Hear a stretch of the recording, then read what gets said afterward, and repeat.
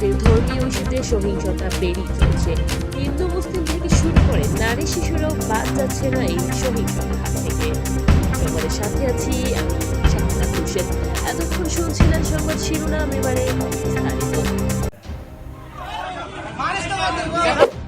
সম্প্রতি উত্তরপ্রদেশে নারীর হিজাব খুলে নিগ্রহ ও জয় শ্রীরাম বলতে অস্বীকৃতি জানানোই ১৩ বছরের কিশোরের উপর হামলার ঘটনা ব্যাপক তোলপাড় হয়।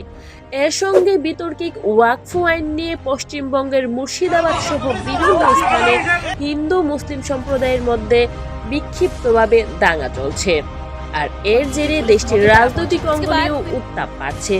ভাইরাল হওয়া এই ভিডিওটি ভারতের উত্তরপ্রদেশের মুজাফফরনগরের জনবহুল এলাকায় কয়েকজন মিলে ওই নারীকে ঘিরে ধরে এবং এক পর্যায়ে তার মাথা থেকে হিজাব টেনে খুলে ফেলে। এ সময় হেনস্থার শিকার ওই নারীকে বাঁচাতে কেউ এগিয়ে আসেনি। एक लड़के ने हमको कहा कि जय श्री राम को नहीं मार खाओगे। ঘটনার পর তরুণীর দায়ের করা অভিযোগের প্রেক্ষিতে ৬ জনকে গ্রেফতার করে পুলিশ। এ ঘটনা পুরা তোলপাড় হয়। বিষয় হচ্ছে নিজ এলাকায় নিজ সম্প্রদায়ের মানুষের হাতেই নিগৃহীত হন ওই নারী। একই রাজ্যের কানপুরে আরেকটি ঘটনা ভাইরাল হয়। জয় শ্রীরাম বলতে অস্বীকৃতি জানানোই ১৩ বছরের কিশোরকে ভাঙা কাচের বোতল দিয়ে আঘাত করা হয়। বিশ্লেষকদের মতে ধর্মীয় উন্মাদনা থেকে এই ধরনের অপ্রীতিকর ঘটনা ঘটেছে। সম্প্রতি ভারতের বিতর্কিক ওয়াকফ আইন নিয়ে ব্যাপক প্রতিবাদ বিক্ষোভ চলছে।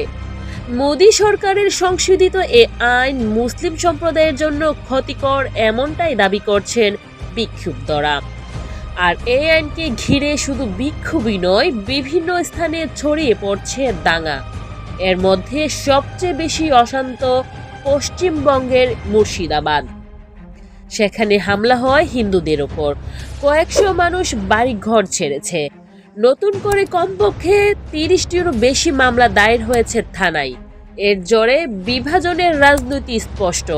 সরাসরি বিজেপি ও রাষ্ট্রীয় স্বয়ংসেবক সংঘ RSF কে দায়ী করছেন পশ্চিমবঙ্গের মুখ্যমন্ত্রী মমতা বন্দ্যোপাধ্যায়।